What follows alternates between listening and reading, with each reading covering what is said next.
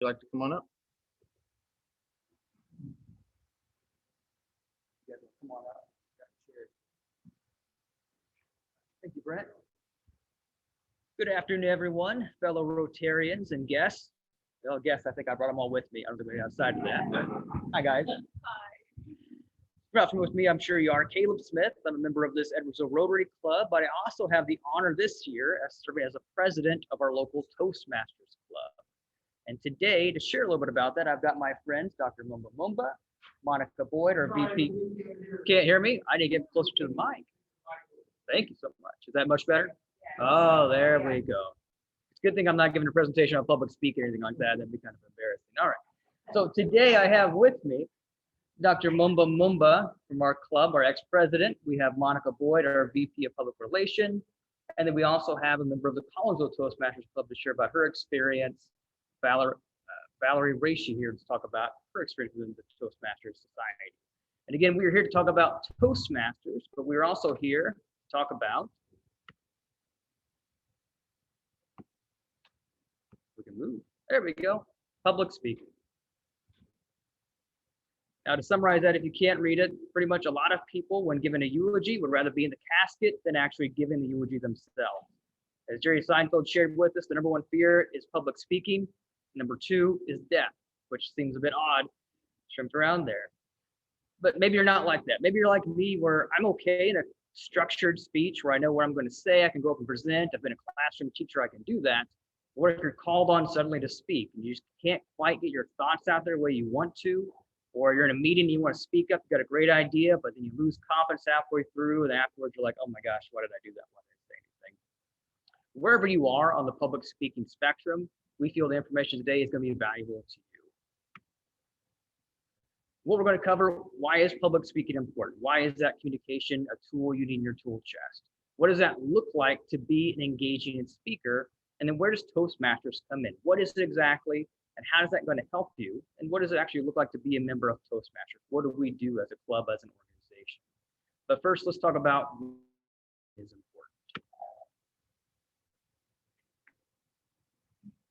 Thank you so much for inviting us. It is such an honor.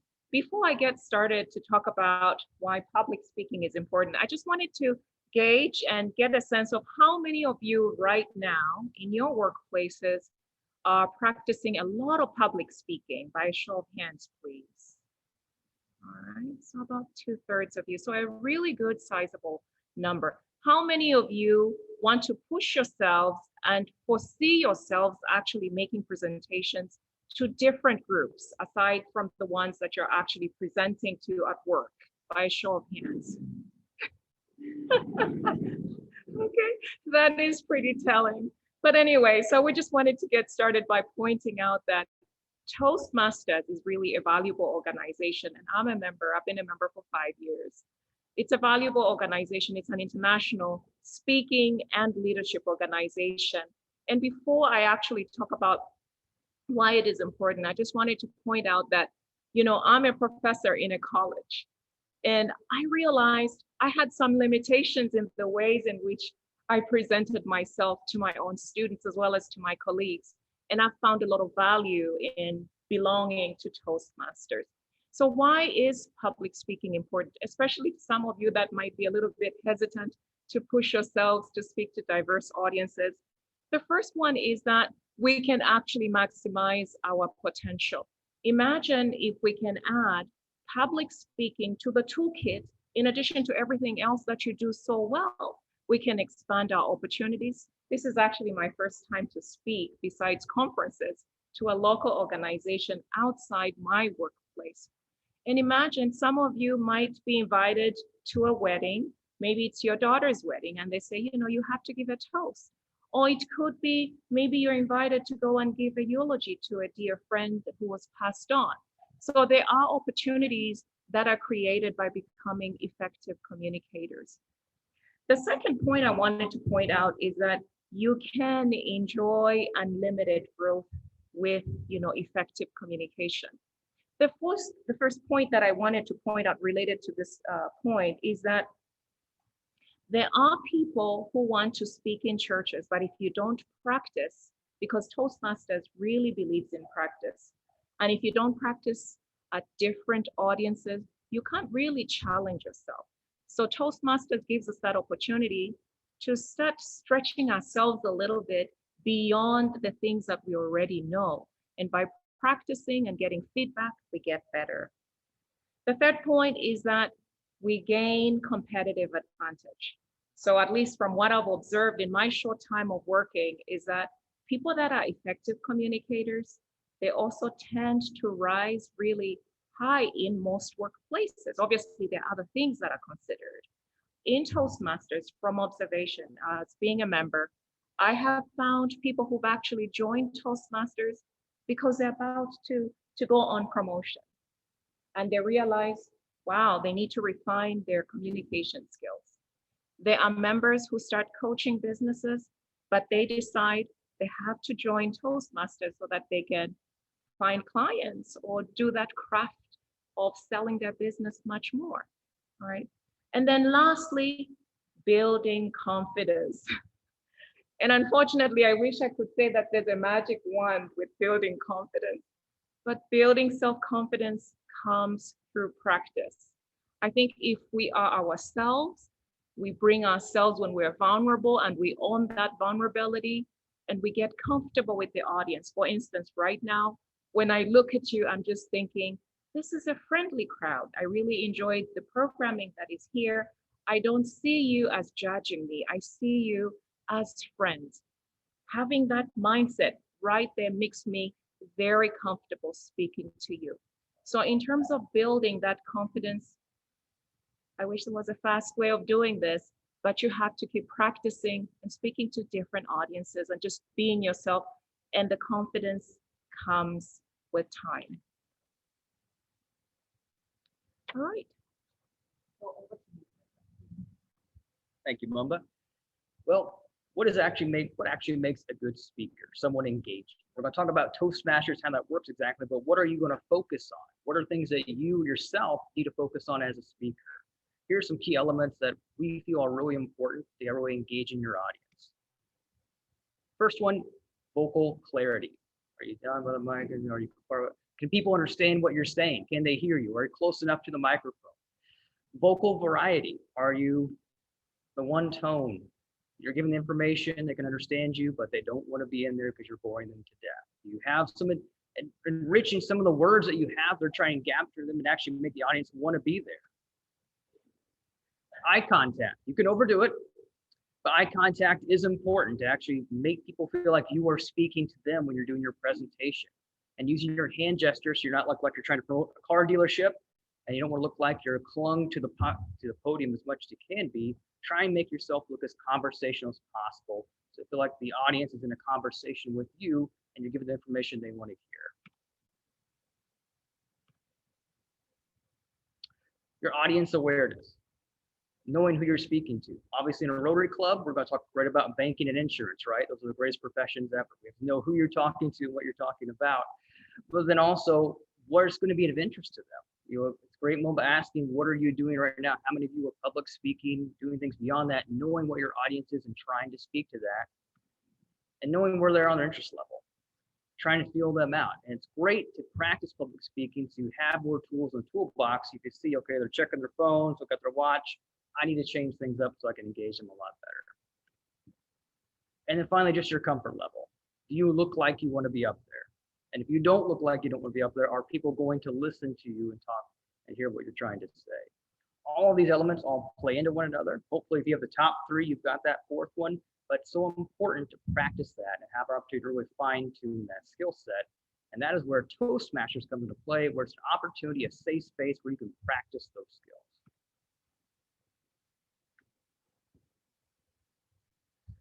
All right, so do we have any members in here who've actually been Toastmasters before? Oh, wow, we only have 3. Okay, great. So a lot of you might not be aware of what Toastmasters actually is. It's a non-for-profit. It's focused on personal and professional development, and they mostly focus obviously on public speaking and leadership. This is a judgment-free place where you can come and learn different types of speeches that are well suited to your individual needs. So currently in our club, it's called Riverbend Toastmasters. We meet twice every month on the first and third Wednesday. In our club, we have mentorship. So we have members that are seasoned members. We also have evaluation. So it's not enough to just have presentations. All of our presentations are evaluated so that members that are speaking can get effective feedback and improve upon their speaking. So again, intentional practice is definitely something that is practiced in our clubs. That feedback I already mentioned. And it's also a judgment-free environment where we don't judge people because of their speaking styles. You know, we give you quality feedback that is focused on content as well as delivery, but not on the communication style of that individual. So some of you might be wondering what guides the lessons or the structures of these speeches. In recent time, Toastmasters actually changed their curriculum, so they've now moved on to pathways. I got onto this pathways curriculum as well as my colleagues about two years ago. It's a specialized curriculum that has different tracks. So these tracks are called pathways. These are just a few examples I'm sharing with you. Some people are interested in becoming dynamic leaders, and they will choose that particular track. Others are interested in innovative planning. That's the one that I chose because I'm interested in innovative solutions. So you can see others might be interested in, you know, using humor in their presentations. For instance, as one of the electives, there are 5 electives in each of these paths. As one of those electives, I could choose how to speak with humor. My husband is very humorous. I'm not, so I need to take you know, to practice my humorous speaking, and it could be one of the electives that I actually take on. And there are some really innovative paths. There are people that are interested in building their social media, you know, persona online. There is a particular track for that. There are people that are interested in podcasting. There is a track for that. There are people that are interested in presenting proposals. That, you know, all of those are in there. So we just wanted to give you just a snippet of the types of curriculum that Toastmasters follows. Thank you, Mumba. What does this actually look like? We can talk about the general idea, and Mumba did a great job of sharing what Toastmasters is exactly and showing you all the different curriculum that's in there, but what do we actually do as a group? So up here I've got, and you probably can't read all the way up there, and that's fine. I just want you to see the structure of it. This is what one of our agendas typically looks like. What I want you to know are simply just all the times that are listed there and all the roles that are listed. We have a very structured agenda when we meet that first and third Wednesday. A couple of reasons for that. We want to make sure everyone has a role and is engaged in the group. We want to make sure it's a consistent environment. So when you come in, you know what you're expecting. You know, just focus on your speech or on the role that you're assigned, so you can really focus on the skill set you want to develop. Some of the roles that we have on a typical evening, we have 2 speakers with prepared speeches they can give 5 to 7 minutes on that. But also what is so great about the club, you're assigned 2 evaluators who are going to give you instant feedback on what you're doing after you finish your speech, what you did great, what you can improve upon. There's a chance for everyone to speak during our table topics. That's impromptu speaking, so everyone has the opportunity to be engaged and be involved with that. And the last 2 roles with a timer who's going to time you on every single thing that you do to make sure you fit within the time commitments. Everyone's favorite person, then the last role, grammarian, the ums and ahs counter, the so's and filler words. We watch for all that and try and help people become more efficient and effective communicators. All of this, as Mumba said, is bound in a supportive and positive environment. If you get the chance to come to a meeting, which are virtual right now, but hopefully will be in person soon, you notice that after every single person speaks, they get a light round of applause, no matter what role they have, because we're always supporting each other. We are all there just so we can simply learn and get better. Who's this for? Really anyone who is in the world of leadership or public speaking, public presentations, or just communication in general, like Mumba touched on. We have members that have been in the field for quite a while that want to get new tools in their toolbox, or they've been asked to do some things they haven't done before. They feel like they've gotten a little bit stale. Maybe they're in coaching and they want to have practice. We've got newer members coming in who are into a completely new leadership role, and they're not very confident in what they're doing and be up there and speaking. So again, it's a safe environment where they can practice that intentional practice and getting that feedback. And really, it's for everyone. As Mumba said before, if you need to unfortunately give a eulogy, accepting a award, anything where you might have to come up and just speak at any point in time, to have that confidence and know you've got things you can rely on to do that effectively is a great thing for anyone to have. Speaking of that, we've got our other members here with us to talk about their testimonials of what Toastmasters has done for them. Just real quick for me, I do a lot of presentations. I work with all the school districts in the county, and being a former teacher, I know I can share the information, but I'm not always so confident that I am really engaging or motivating, especially when I go from working with students to adults. So again, I've got this safe place where I can practice that and get some new techniques and get to a point where I can maybe be a keynote speaker at the events I'm putting on and really be the teacher instead of trying to bring other people into events. And I feel like I've gained a lot of that already being a part of Toastmasters for just the 2 years that I have. Mumba? So for me, I joined Toastmasters because I wanted to flavor how I teach in the classroom. And I wanted to experience what it is like to actually develop a speech and deliver a speech. So the same things that I was teaching my students. And so what I found was that I could experience the same stresses that my students are experiencing preparing those speeches. Now, obviously, I'm a little more experienced than my students, but it also allowed me to get exposed to curriculum, like the pathways that I talked to you about. And they have some innovative ideas that I can also bring in the classroom. So for me, that's what Toastmasters has allowed me to do. And also just stretching myself, making presentations outside my workplace and just seeing how can I push myself as, just self-developing myself. Monica? Oh, Valerie.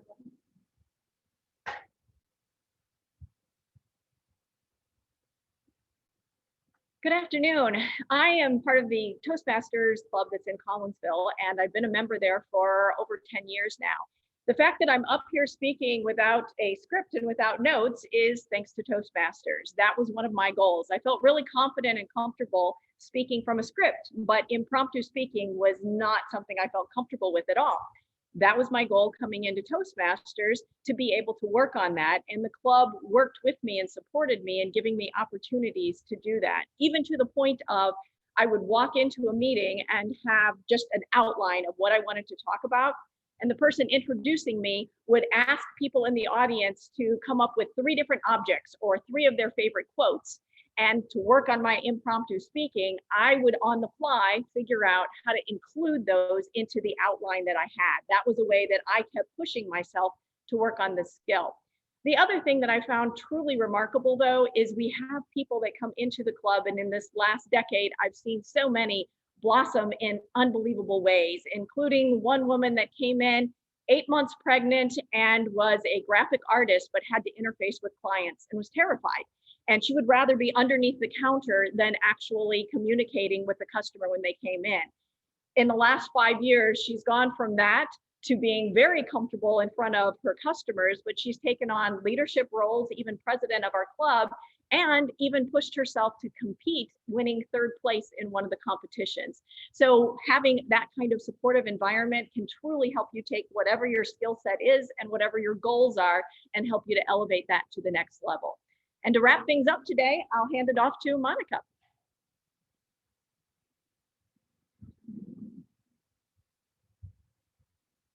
Hello, everyone. I'm a little short. I guess you can see me.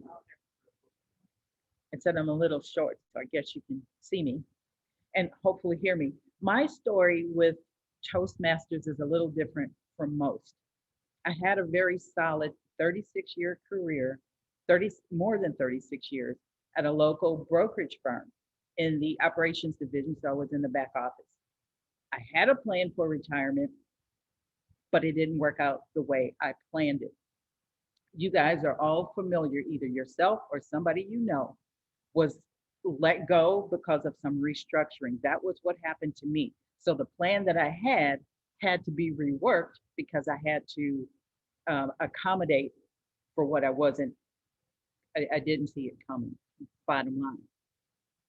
What I did was I started a business based on my experience, but because my background was in operations, I wasn't used to speaking in front of people. So when I got a marketing coach, one of the first things that she said to me was, I needed to learn how to speak. Well, that's terrifying to me. I'm just in the background. I make things work. I don't work out front. But if I was going to sell my business, if I was going to promote my business, I needed to learn how to speak. So that was why I joined Toastmasters. One of the things that we're going to talk about real soon is why you would want to join, whether you have your corporate career, you're young and you have your corporate career and things are planned, that's fine. But you can also benefit from Toastmasters by learning how to speak and be more effective in your presentations at work. If you are retired or near retirement, you could end up in a situation like I was where you have to reinvent the wheel. That's a very real life circumstance. The other thing was, and I heard earlier that there was some fundraising for this mission in Zambia.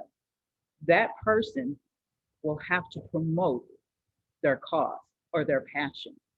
They might, I'm not saying that particular person, but if you find yourself in that situation, that's another somebody that will need to learn or may want to learn how to promote themselves. So the reason for me sharing all of that is because everybody could benefit from Toastmasters. Now, how do you become a member of Toastmasters? The first thing that I would direct you to do is to go to rivertoast.com. That's our website. Or you could go to our Facebook page. There's a column on the very left that says contact us. If you go through that link, you'll be connected to one of us and we'll get back with you. Right now we're meeting virtually, but hopefully maybe in a couple of weeks, we'll be able to go back to on campus at Lewis and Clark. And if not, we'll just continue meeting virtually. Also, the dues are $45 every 6 months. In addition to that, it's $20 for new members. And finally, for every pathway that you choose, which was already explained, it's an additional $20. So I really hope that some of you will consider joining our club simply because you never know what life might present.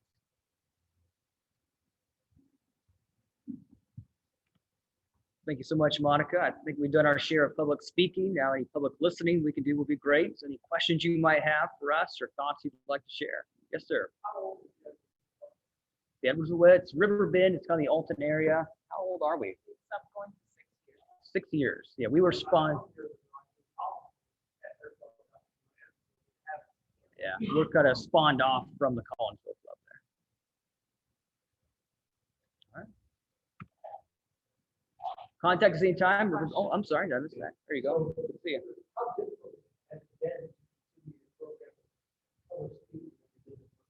Yeah. Well, it's a good question. We really just hopped right on Zoom. Everyone was doing that, and people were asking, well, I want to get better at presenting online because we're doing Zoom now. And it's like, well, that's what we're doing. So just by being in our meetings, you're practicing doing online. It is a different environment, but then also it's still the same structure that we have. You're going to speak, you're going to get feedback. You know, are there different feedback? Like, hey, you may have been moving your arms, but I couldn't see it in the camera. So make sure you move them a little closer to the camera so we can see them. It has changed it, but we're still getting great feedback. And I feel like I'm still growing through the club despite us being online. May I just add something? We've also had more members join than we were face to face in the last year. So it's pretty interesting that virtually we had a colleague of mine who lives in Arizona. She decided to join Toastmasters here. So now it's going to be tricky because we're going back to face to face. So we've had like 4 members join in, just in this past year virtually. Will she be able to continue virtually? Virtually, yes, but not face to face. Yes, so right in the back first. Members you currently have, we are at 9 members currently. And we'd like to be more than that, obviously, but typically need 5 members to get the club going. So we have a pretty strong membership right now. The good thing about our club being a bit on the smaller size is that if you want to speak, there are going to be opportunities for you to speak pretty soon. You're not going to have to wait a long time for that. Kevin.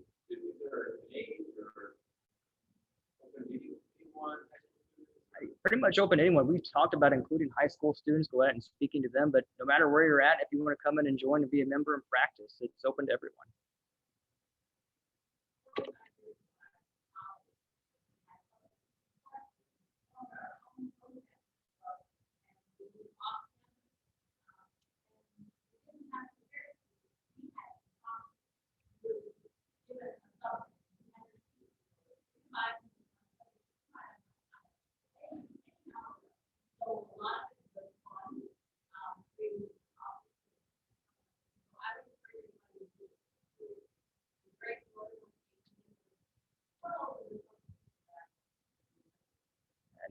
Thank you so much for that. And I'll go out on this. If this isn't for you, that's fine. But if you know of someone in your world, professional, personal, this might be for, feel free to send them our way and be happy to help out. So there's our contact information. We'll send out some emails as well. Thank you so much. I appreciate the opportunity to speak today. Thank you all. Have a great day.